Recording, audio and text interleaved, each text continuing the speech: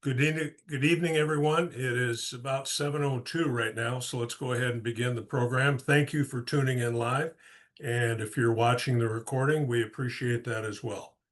As we move into the regular season, it's really, really important that as you work your games, that you take note of situations during your game and when you get your video, review them and give them serious consideration in terms of passing them along to me for consideration to be incorporated into our weekly program. We're closing in on the regular season. This is the fifth and final preseason session. So if you've been with us from the start, either live or by recording, you're in a much better position to begin your year than you would be had you not participated in some way, shape, or form. So let's begin our program tonight with a couple of plays dealing with crew mechanics and communication. Throughout, if there's been a common theme that we've talked about during the summer, it's been crew culture. Now, the referee is not totally responsible for crew culture. Um, he or she may be primarily responsible for getting it started, but this is something that there is no official, regardless of their position on the field or their seniority, that's more important than the crew. And that's a part of our crew culture. And what we need is that everyone on the crew or on a particular game has the confidence to come in and ask a question, provide information, and for that it be considered and respectfully so, so that we have the best chance of coming out of a given situation with the best outcome. All right, so here's a situation. If you run that back, Gregor, to before the player goes in motion, all right? So go back to the beginning of the clip. Now, before I even saw what happened on this particular play, when I looked at this clip, it said to me, this is a very unusual formation. Um, the tight end is in a 2-point stance. You don't see that very much. And then you see a slot back that is directly behind the tackle. All right. And then one back. So um, they're legal from the standpoint of not more than four backs. But this is not a formation that we regularly see. So when you're on the field, whether you're the back judge, whether you're a line of scrimmage person, um, the first thing that you should notice is, I haven't seen this formation before, and you should be on heightened alert for something unusual to occur. All right, now let's run it through the first time just live and just let it go all the way through. Watch right behind the linebackers. Okay, so from a downfield perspective, the three guys deep ought to be going, ooh, that didn't look good. All right. Now, it was difficult to determine what the initial key was because, first of all, the player that went in motion, that originally was the deep wing's responsibility. But when he went in motion, the deep wing knows he's got to check down, in this case, to the tight end in the 2-point stance. All right, so the deep wing at the bottom of the screen has it probably as easy as anyone on the field because his initial responsibility did not change and was not actively involved in the play. The official on the field that probably has the greatest responsibility here is the back judge, because what we're going to get is players are going to come back against the grain from the top of the screen, and then we're going to see the player who went in motion is going to come back across and catch a pass.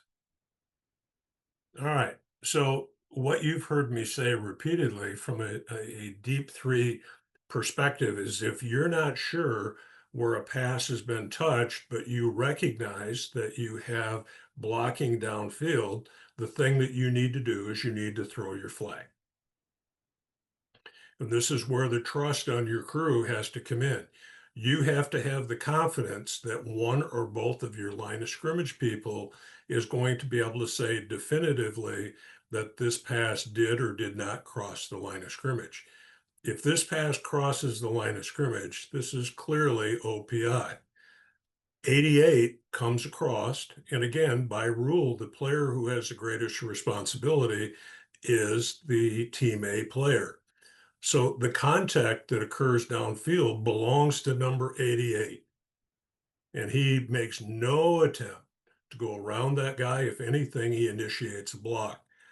Now, so a flag ought to come out from at least one of the officials, the back judge, perhaps the deep wing at the top of the screen, maybe even the short wing at the top of the screen, and perhaps even the short wing at the bottom of the screen, right? Because the motion guy runs a little curl, so he should see him coming, and there ought to be some question in terms of what just happened there. So at the end of the play, we've got a flag down, and the first thing that needs to happen is whoever threw the flag, or if more than one, first of all, confirm you have the same thing. So two flags down, deep wing and back judge have got to come together and confirm that both of you have potentially OPI hanging. Okay, so then the hanging part, we're going to go to that short wing uh, at the top of the screen probably, and the question is going to be, did that pass cross the line? Now, in this particular case, it appears to me that the ball was touched right at, perhaps just slightly behind the 49-yard line. So I think we get this right from the standpoint of not being a foul. I'm not sure that we got it right for the right reasons. I suspect that we got lucky here as opposed to knowing for certain that we didn't have OPI because we got surprised. Now, that's where the preparation comes in terms of when you see something that doesn't look normal to you, that you need to have that heightened awareness to go, antenna goes up, right? And then we make determinations accordingly. If we're not prepared, where we get in trouble is when we're not prepared, when we don't anticipate, or when we're out of position. So here, the key is that if we're not certain where this pass is touched, we need to have a flag down. And then if the short wing tells us no, it was not discernibly beyond the line, then we simply go to the referee and say, I don't have a foul for OPI because the pass was touched behind the line. Referee flips on the mic, makes a nice announcement to say, there's no don't say there's no flag because there was a flag. What you say is there's no foul on the play for offensive interference. The pass was touched behind the line of scrimmage. First down, and in this case, I think it's going to be second down. Okay. That's all you do. That's all you say, and we put the ball back in play. Okay. Questions on that play. That's a really good teaching play. And again, it gets back to our culture. We've got to have the confidence that the short wing is going to know the status of the pass, where it is touched, not where it's caught, not where the catch is completed, where it's first touched. Okay. All right. This next clip is not quite as complicated. What we're run it through, Gregor. All right, pressure on the quarterback. No question, the quarterback is threatened here. Now, questions. Can he legally ground the ball? Under certain conditions, yes, he can.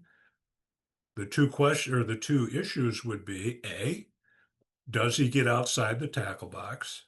And B, does the pass make it to the line of scrimmage? Not out of bounds. Pass doesn't have to go out of bounds, but it has to go beyond the line. All right, now clearly the pass goes beyond the line. Now, here's the teachable opportunity. You've got two officials at the bottom of the screen, and we'll say this is the H and the S. Okay. All right, so pass is incomplete, clearly incomplete. There's no question, a pass, fumble. All right, so the first thing we do is we wipe it off as an incomplete pass. All right, now we need to make our way back towards the referee. And what we need to be saying is the pass crossed the line. That's all we're going to say to the referee. The pass crossed the line. The rest of it belongs to the R. And what he needs to determine is, did the quarterback get outside the tackle box or did he not? But what we don't get any sort of assertive movement back towards the referee. Now, the referee makes a unilateral decision here that this is going to be grounding. Probably premature on his part because he wouldn't know for sure whether there was an eligible receiver in the area. And by the way, that's another piece of information that the short wing and the deep wing would need to know. Is there a receiver in the area? The tight end, the only receiver on the field, you can see runs a little drag route. So there's nobody home. All right. So we need to bring those two pieces of information back to the referee. The pass did cross the line, but there's no eligible receiver in the area. Okay. Referee, I would suggest that you wait until you have confirmation that you don't have an eligible receiver, even though maybe you have a feeling that there isn't. Maybe based on the formation, you're pretty sure that there isn't.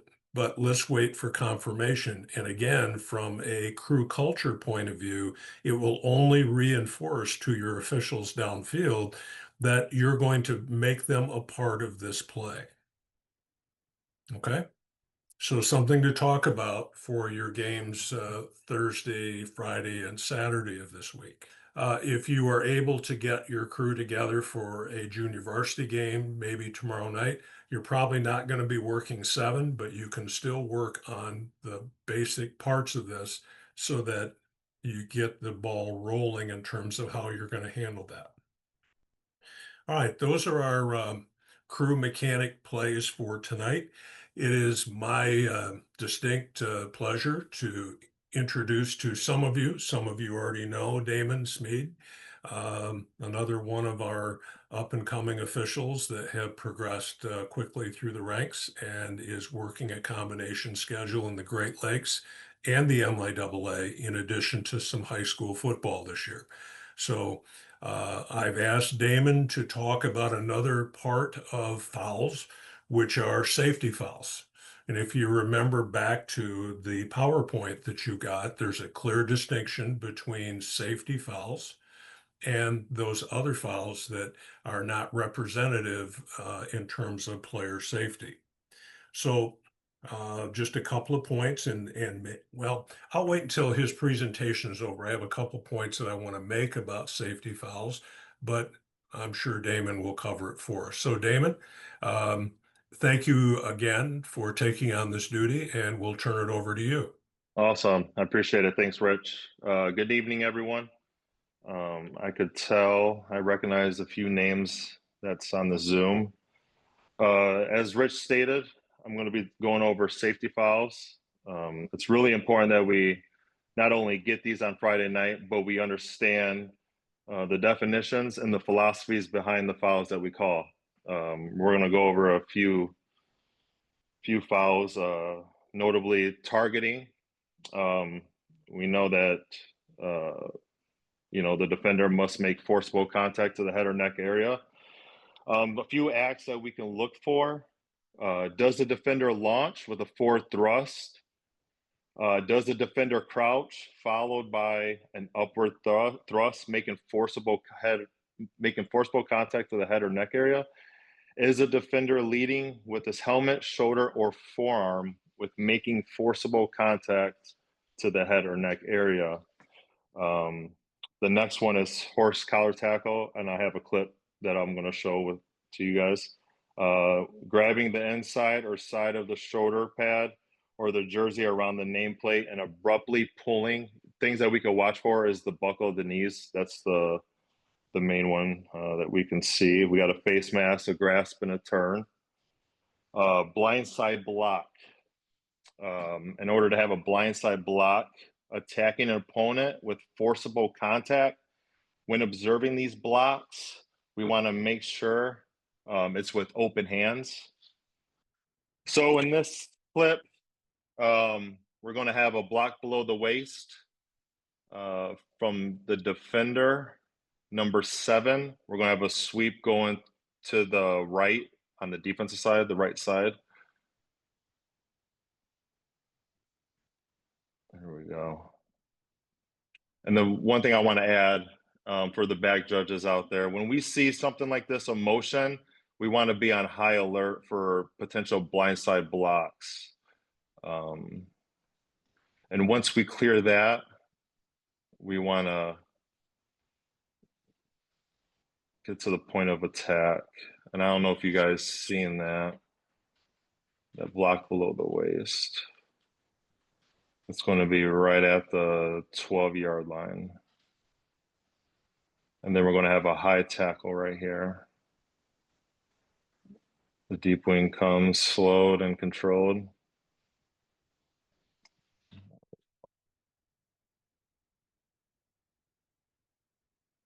Does anyone have any questions on this? We know with the blind side or block below the waist, it has to be at or below the waist. And in this clip, it is clearly at the waist. I'll slow it down for you guys in case you missed it. It's going to be right at the 12-yard line. Number 7 goes low, below the waist.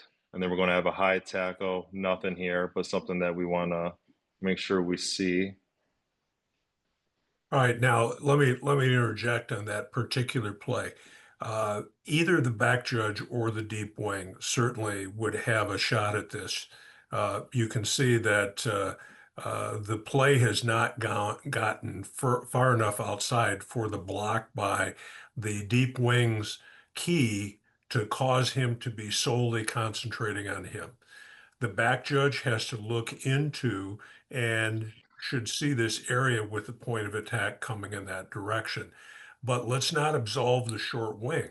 The runner is not in any sort of jeopardy at the time that that action occurs. So our short wing should be looking back into the field and should have a good look at this block that occurs that is clearly below the waist of the team A player.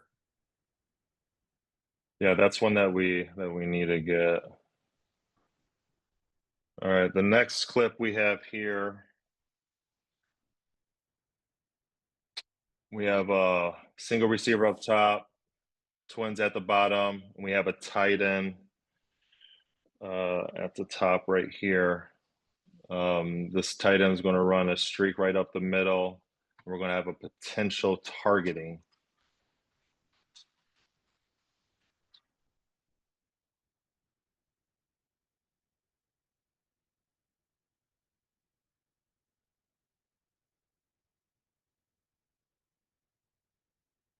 This defender lowers his head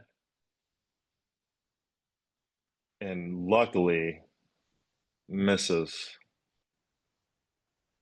Let me see what we got.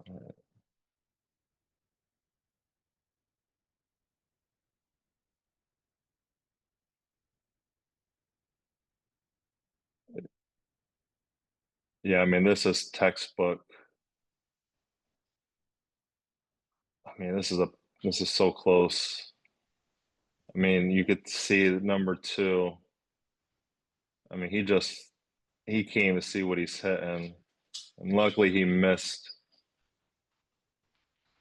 And another thing I want to add as far as mechanics go, we would like to see a little bit more hustle out of the line judge.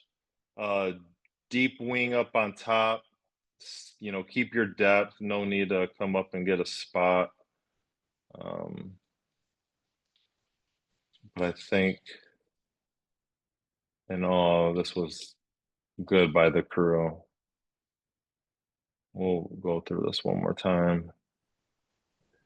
The back judge would be the most logical here, but someone needs to get to number 2 and advise him that he's very, very fortunate. Yeah, this is Had the circumstances been slightly different, that could have been a foul. And even though you probably are not going to disqualify in a play like this, but you could also interject that, under certain circumstances, targeting can be disqualifying to get his attention. But you need to point out to him this is an opportunity for a warning.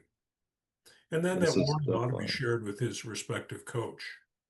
If you have O2O, you've got a golden opportunity to communicate within the crew to hopefully prevent something later on. yeah, definitely a good talk to. We'll watch this one more time. Two lowers this head and just completely misses, luckily. All right, this next clip, we have a punt. I'll play it through.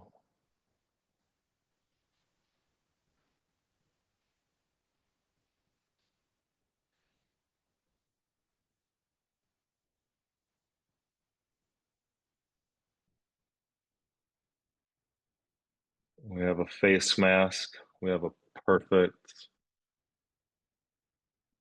call. I mean, he grabbed it, turned it. Perfect call by the two officials at the bottom. We would like to see just a little bit more hustle out of this line judge, but in all, I think they handled this correctly. Let me zoom Go to in. the end zone view of this play. Right here, we have a potential blindside block, but as you can see, the blocker has open hands, which is clean. Obviously, we would want to have eyes on this. You also have a screen situation there by the numbers ahead of that. Go to the end zone view. There we go. Yeah, this is perfect. If everybody can see this, we got the returner at the 45, and we have the deep wing at the 50. We would like to see this deep wing, I would say at the minimum at the 40. If we could have them at the minus 35, that would be ideal. We want to keep that proper depth.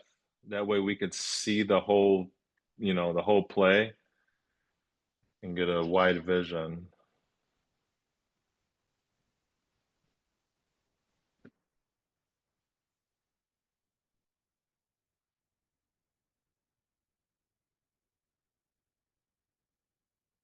And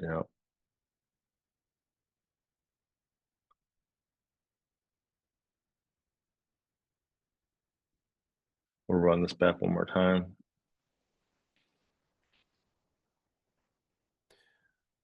Let's say on this play at the tackle that the player making the tackle actually grabs the helmet opening, the bottom of the helmet or the back of the helmet. Don't report to your referee a face mask foul. Report a helmet opening foul so that when this gets reported and when the referee makes an announcement with a microphone, even though he's going to give the signal that indicates it was the mask, he's going to say helmet opening foul rather than face mask, which gives additional credibility to the foul. Good point. Good point. All right, next clip.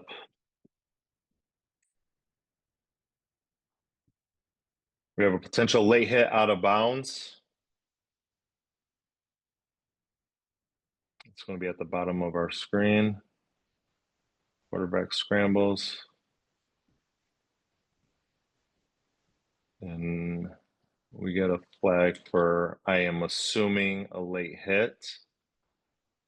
Runner was clearly out of bounds.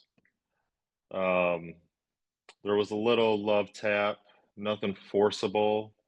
And in my opinion, we could have stayed off of this. Definitely a talk to. Something along the lines, hey, number 34, that was close. Make sure you ease up next time. Something along those lines. We'll play it one more time. Quarterback scrambling. And we got I love tap out of bounds. You know, if 34 has been on probation, he's been a problem child out there, and you've been working with him and perhaps even his coach, and he doesn't seem to be getting the message.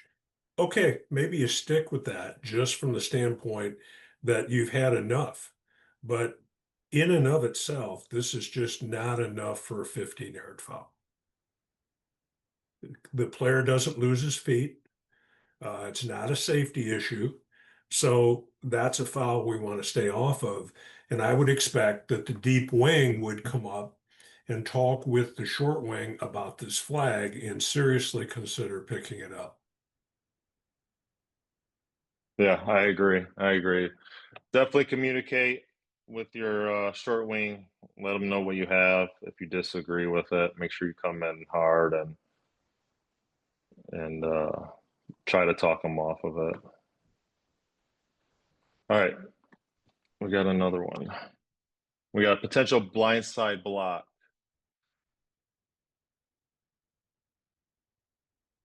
We're gonna have an interception return. Oh, actually, no, this is not a potential blindside block. This is a blindside block.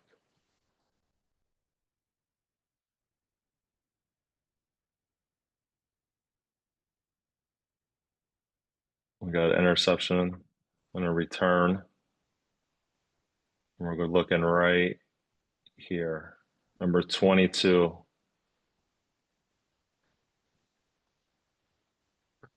All right, now we have a short wing, probably from a 5-person crew all year, that is now in a 7-person game. All right. So the learning point here is in reverse mechanics. We need that short wing to get depth and become, in effect, the deep wing going the other way.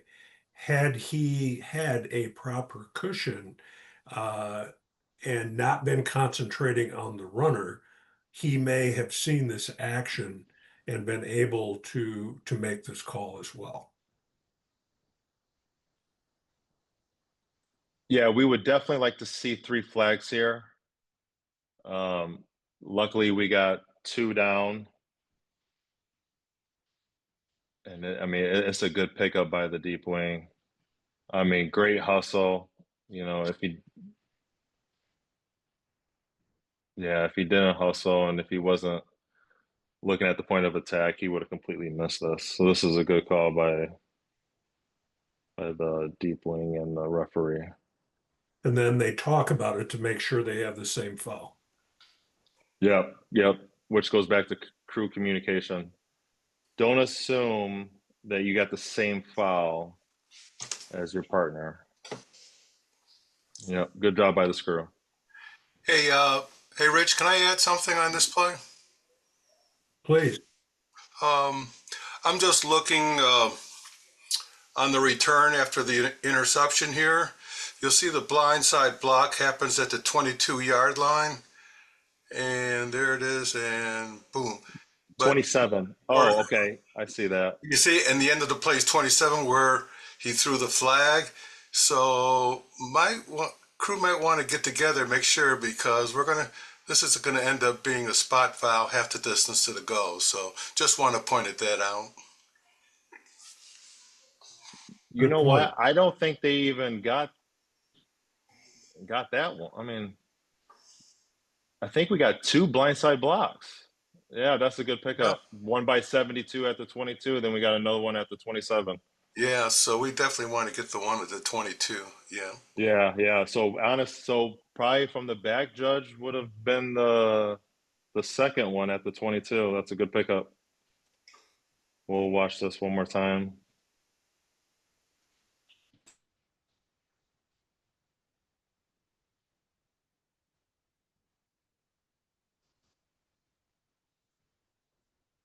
Yeah, that's a great pickup. Yep, nice job. Good catch. All right, last one. We have a horse collar tackle at the 40 at top of the screen. This is textbook right here. I don't. Did we get a flag down on this? I don't think we got a flag down on this. The video cut out kind of quick. I mean, this is perfect. The knees buckle.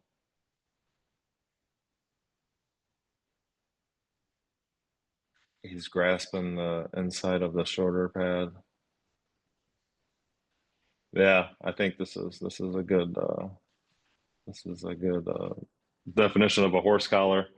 I think the line judge should have had one down and potentially. No, I think it was. I think just the line judge should have a flag on this. The referee is looks like he's still looking at the quarterback. What do you think on this, Rich? You Well, think we should have one flag or? first of all, mechanically, um, this is an obvious forward pass, so we don't have to have a judgment of forward backward. So as this play develops, the short wing should be giving ground into the backfield. All right. And with a little more distance, he may have picked up these knees buckling. My suspicion is that his vision was from the waist up rather than the whole body. And with a little more depth, he may have been able to get this. Yeah, Damon, tremendous job. Thank you. yeah, I appreciate it. Uh, Um, a couple of points about safety fouls. First of all, we didn't have any chop blocks, and that tends to happen most often within the interior linemen. So umpires certainly have to be on guard for that and follow their keys and when appropriate to get those fouls. Sometimes we'll get what's intended to be a double team block by a tackle and say a slot back or a wing back that can end up becoming a chop block, and that would probably most likely come from either the referee or the short wing. So we have to be on guard for that as well. But there's no latitude for safety fouls. We may warn a player about a formation. We should warn player or players about an illegal formation. We may warn them in terms of, that was really close to a hold. Um, we may be issuing warnings for various things, but we don't warn for safety fouls. We flat out do not warn for safety fouls. Um, on the other hand, we need to make sure that if we're going to call a safety foul, that it's got to be there. We used to say err on the side of safety, and what we ended up with was a bunch of or too many weak flags for something that wasn't strong enough to justify. So we need to make sure that it's there. So again, thank you, Damon. Good job pointing out some typical kinds of situations that we may face in a game. All right, last time we started with some foul selection, and I want to jump into that just really briefly to wrap some things up to make sure that as we head into those opening games, that those common fouls, as I'm referring to them, um, that we're recognizing most importantly that if we have an activity that it truly takes something away from the opponent in advantage disadvantage situations. So let's look at two plays that involve holding. This first one is going to be, it's going to happen at about the hash mark right there.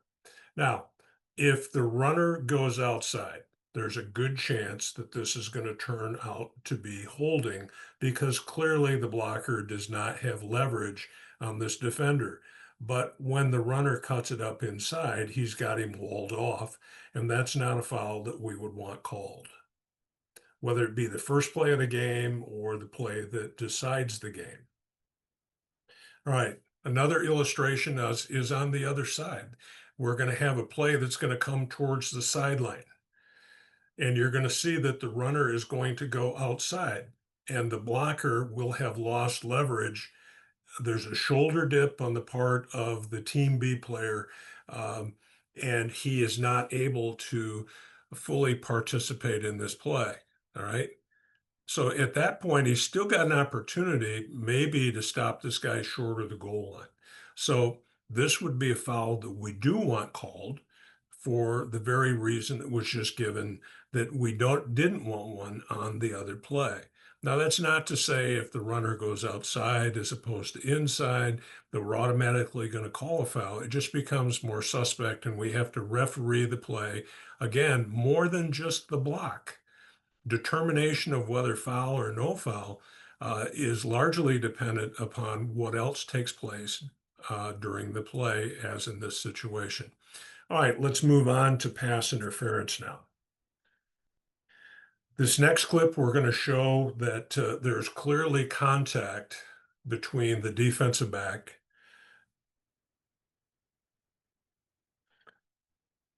and the receiver. Now, the defensive back is beat on the play. He's suspect because he's not playing the ball, he's playing the man. And we don't have good enough video here. It may be that we had an outside armbar because the receiver does reach up. What I can't tell is whether number 7 is holding off the defensive back, attempting to make a one-hand catch. So for the reasons previously stated, on both regards, we're not certain whether this is an armbar. We're not certain whether 7 has created the reason why he can't put his arm up. When intent to impede is not obvious, we're not going to throw a flag for pass interference. And if we're consistent with that, we'll live longer and more successfully. And as we've discussed before, we want to be consistent throughout the game, that we don't call or not call something at the end of the game that we've previously handled differently earlier in the game. All right, next clip.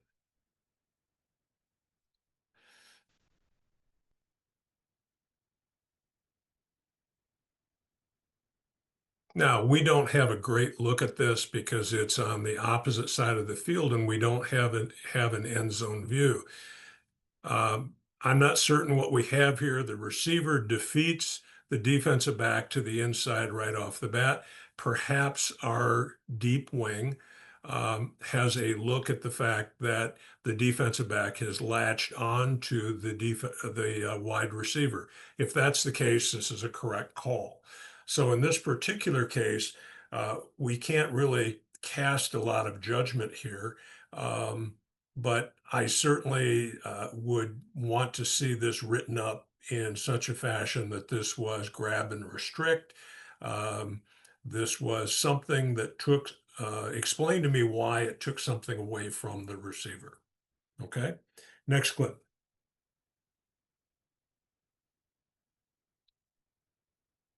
All right, now here's an example of something that looks really bad. All right, so from the press box, this probably looks like the defensive back is all over the receiver. So probably the blue bench is going to want a foul over here. So the opposite deep wing is probably going to have some people near him that will be expressing opinions. Now, this appears to be a good no call. All right, I don't see where there is obvious restriction that takes anything away from the receiver. Looks like the ball is not thrown or the receiver does not run the right route. But this is a good no call because intent to impede is not obvious. Next clip. All right, conversely, well, this is one play ahead. All right, now running this live, run it through one more time live. Full speed.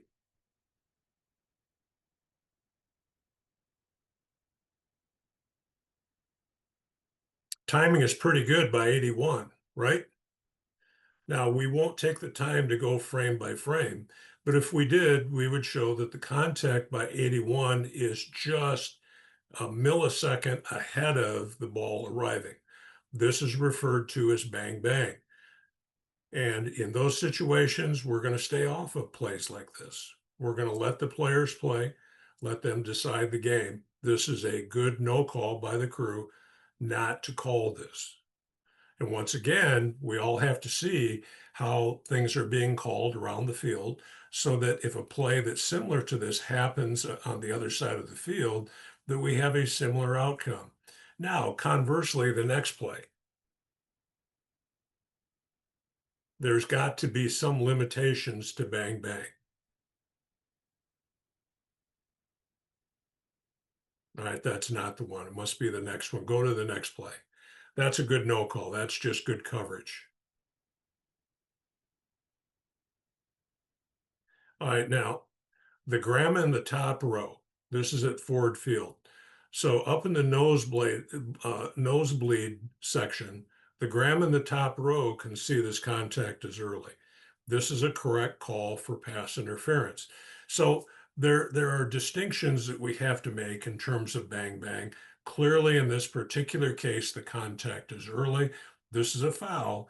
But when we have a bang bang situation, we want to stay off of those and not be too technical with pass interference.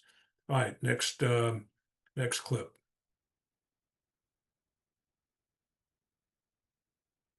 Now here's a play that's going to go over the middle. Now the receiver is ahead of the defensive back, but the pass is slightly underthrown.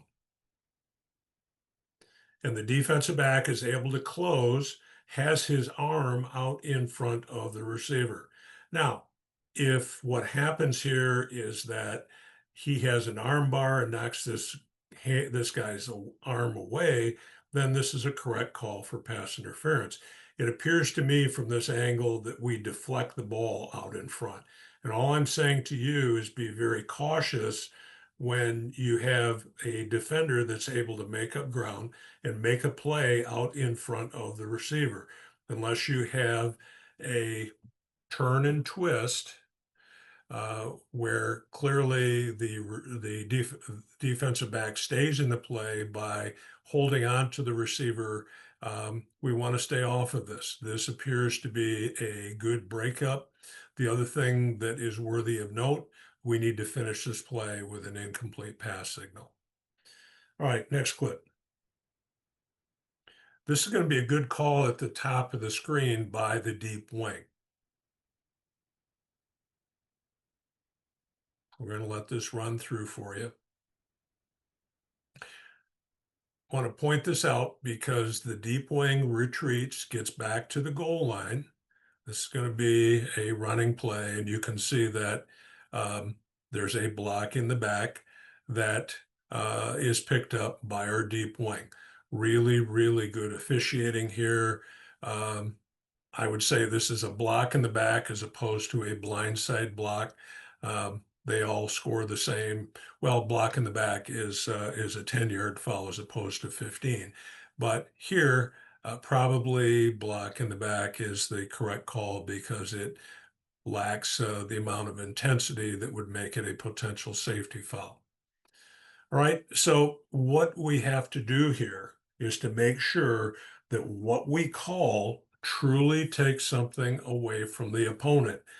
And when it doesn't, we need to stay off of it. All right, as we, Gregor, let's go to field goal and PAT. We've struggled a bit with the swinging gate, the muddle huddle, where we've not really covered this very well. And hopefully everyone will get a chance, every crew will have a chance to talk about this.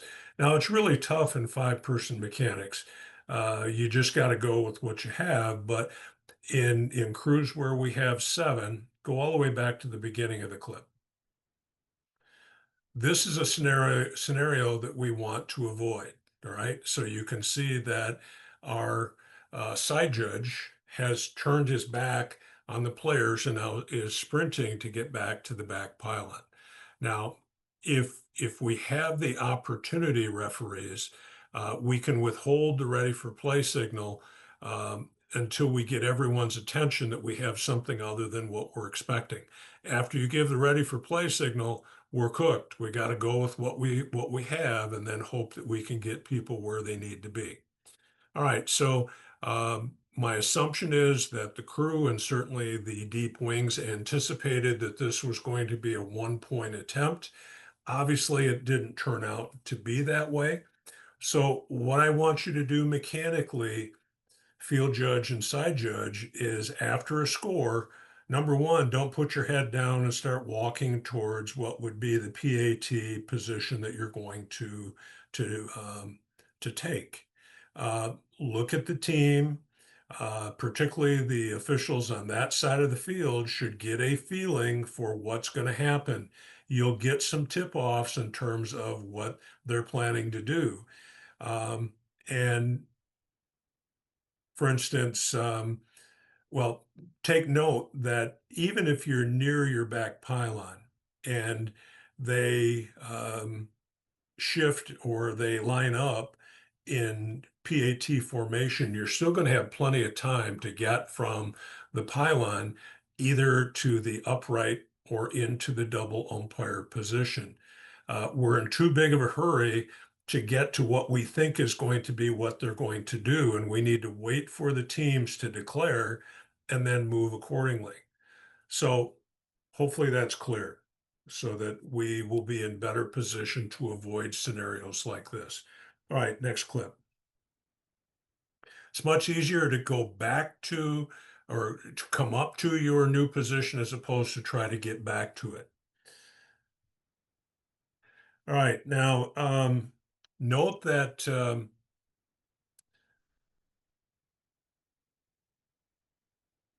this is the way the field judge does a good job here. The field judge was over near his pylon, had plenty of time to get over to his upright. The side judge, in my view, was a bit premature, but recognized that it appeared that what we were going to have was the 1 point attempt. Although, if you run that back a few frames, they're kind of lingering around there, so there's some question in terms of what they're going to do. All right. So side judge, stay back there until you actually get a kicker and holder in position. Now, while we're looking at this frame, umpires, if you want to put your hands on your knees to look at the snap, God bless you, go ahead.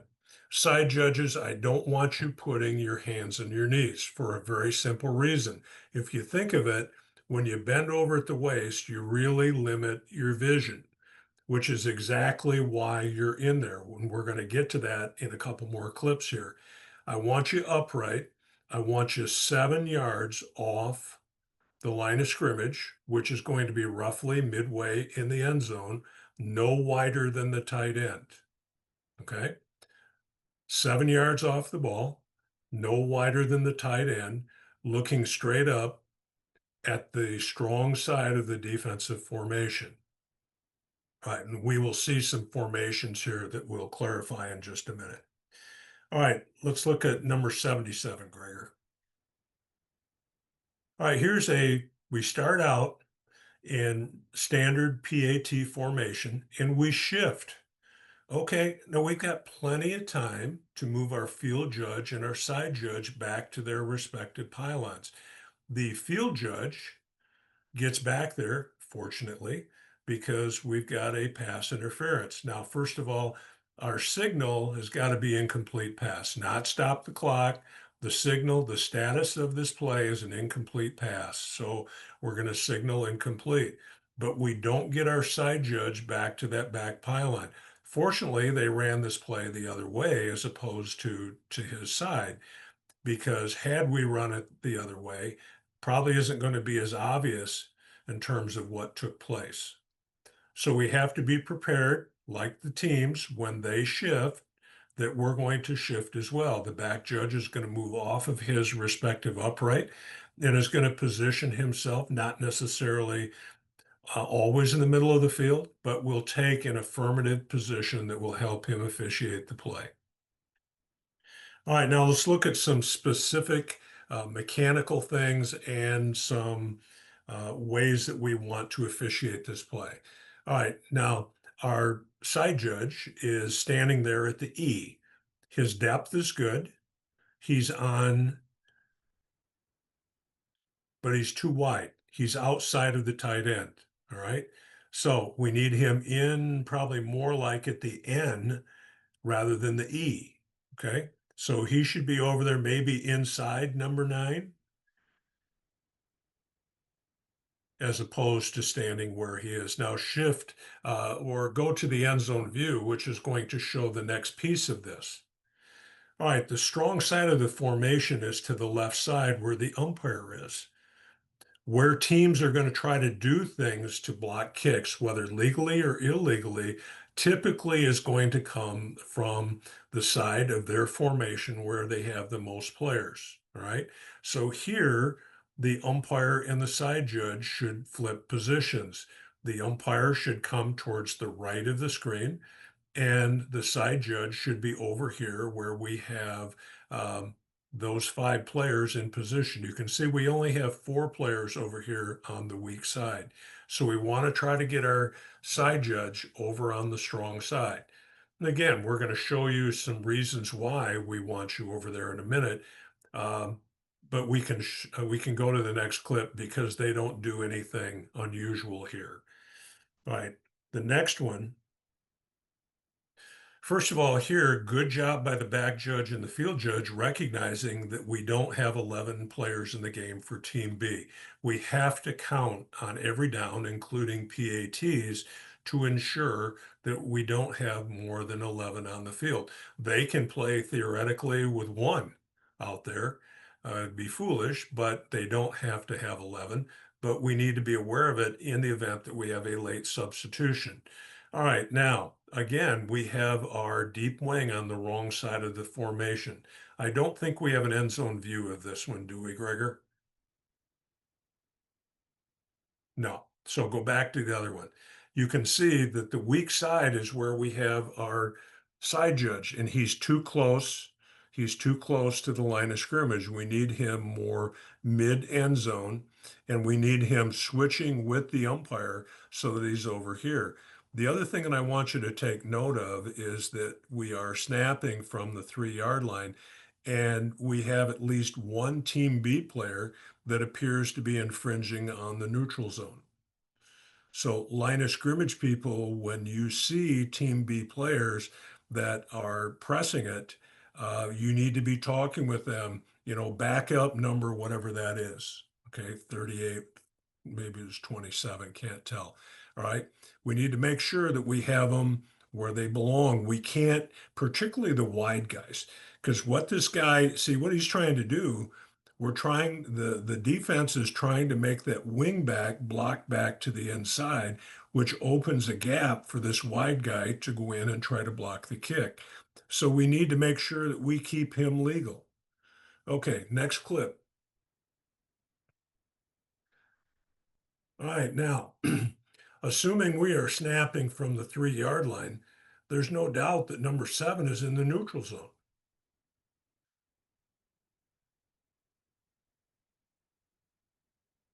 And sure enough, because they blocked down and the wingback had to cover the guy to the inside, this guy who appears to be in the neutral zone has the angle and comes in and blocks this kick.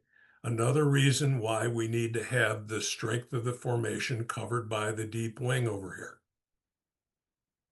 Now, he's not going to call offside. In fact, it's going to be encroachment and it's going to be a dead ball foul, which is one of the disadvantages to Federation rules, because if Team A is able to have a successful kick and we have offside in the defense, then they have the option to decline the foul, accept the point, or to take the point off the board and now go for 2, half the distance to the goal, which would put it at the 1.5. Okay. All right, next clip. I know this is going to be a pull and shoot. You can see that defensive lineman, he puts his arms right around the guard, and watch what he does. He twists him right out of the way, and lo and behold, here comes a teammate right through the gap who blocks the kick. This is defensive holding. It's a foul that we have to get because it represents a clear disadvantage to Team A. This is why the side judge is in there, on the strong side of the formation, 7 yards off the ball, so that you can see actions like this by usually the defensive lineman. Sometimes you'll get a linebacker who's standing up will go in there and do the same thing, but most often it's going to be a down lineman. But this is a pull and shoot situation. Um, and it would be called by the referee, flagged by hopefully the side judge, and it would be reported as holding defense number whatever it is, 78, half the distance to the goal, repeat the try. And then again, team A has the option either to go for one or two. But here we get a block kick out of an illegal action of pull and shoot, and we didn't get it. All right, is this number 54? This should be the second to the last one. All right, same thing here. See, we have the strong, we've got to get clearly to the defense's right is where the strength of the formation is. We've got to get our deep wing over there to take care of action. You can see a little pull and shoot action. In this particular case, it's over on the far side of the formation on the umpire, what should be the umpire side. The side judge is in there, but he doesn't get it. You can see that that lineman pulls the um, team A lineman out of the way, which creates the gap for the player to get in to attempt to block this kick. All right. All right, now the last clip in this particular group is number 96. And I just want to remind you the difference between a PAT in terms of rules compared to a field goal. And we have a lot of players, whether they're soccer players, maybe soccer player background, but we're getting more and more quality kickers that are able, in this particular case, we're kicking a 38-yard field goal, and you can see it, he makes it with plenty to spare. So if this gets blocked, this is the same thing as a punt. This is a scrimmage kick, and all scrimmage kick rules apply. If this is recovered by team A behind the line and they make the line to gain, it's first down. If team B touches the ball beyond the neutral zone, then team A has an opportunity then to what? Recover it. They can't advance it because it's a muff. But we have all of those rules that we apply to fairly regularly in punt situations that are now going to apply in this situation.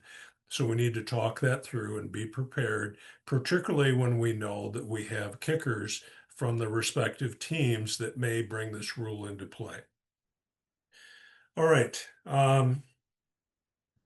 Hopefully that will help us be prepared for some surprises that will come our way or may come our way.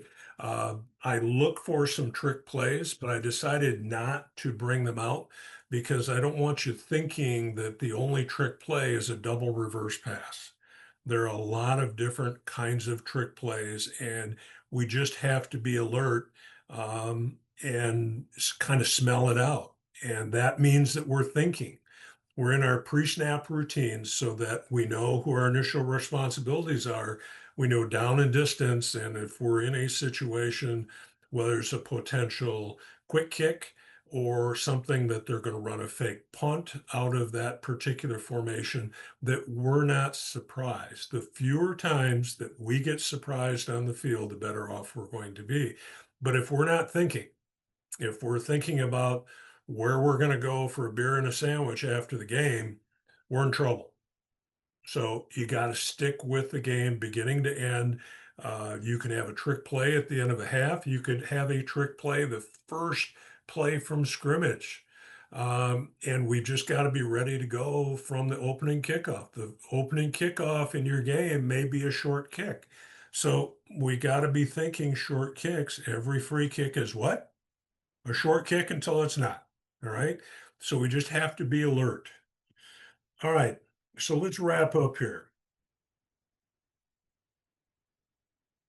We talked a lot about culture as we briefly talked about at the beginning of the meeting. Hopefully you've had time to recapture culture that you've had from a previous year. Hopefully, as you're preparing for these opening games, you can talk about it, begin confirming the fact that input is always welcome, all those sorts of things, and that we build on this throughout the year. Because as important as it is in week one, as we progress along through the season, as the games get bigger and bigger, maybe as we get to the playoffs, that culture and that communication is going to be all the more important. So good luck this weekend. Be prepared.